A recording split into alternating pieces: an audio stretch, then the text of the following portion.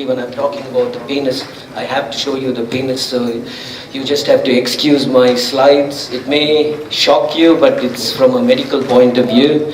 The whole idea of my study was the pioneering study in Peyronie's disease. I'm not sure how many of you are urologists or how many of you have a background or know anything about Peyronie's disease. Peyronie was a French man who defined this disease where there's penile curvature, and we till today still don't know the etiology. It could be trauma, it could be beta blockers.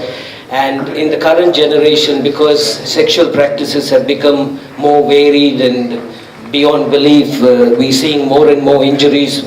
I see probably 20 or 30 penile fractures in young patients a year in Australia, so I don't know what the figures are in this country, but I'm sure with a population as big as this, the figures must be similar. So to this day, surgery is the last resort for Peyronie's disease, and the disadvantage is any surgery for penile curvature. One of the biggest drawbacks is it causes shortening of the penis, and no man wants to be told that his penis is going to be shorter after an operation.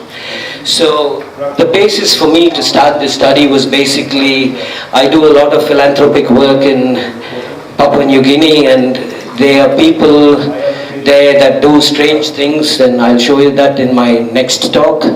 And I thought if they can do it and I do the experimental studies in the lab, I may be able to replicate it in the human being. And that's how this study started. I got the device made in Spain, and to this day it's the andropenis device is the first device legalized and approved by the FDA, the TGA in FDA in America, TGA in Australia, and it's the only penile extended device with the ISO certification, which is TU. That means it says what it does, and we've got a lot of things that are followers after us, but they don't have the certification that we have.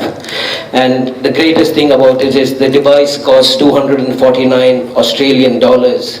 And that's nothing when you compare. If you give 6 months treatment of Tadalafil, it cost 4 times that in Australia, and this he got the device for life.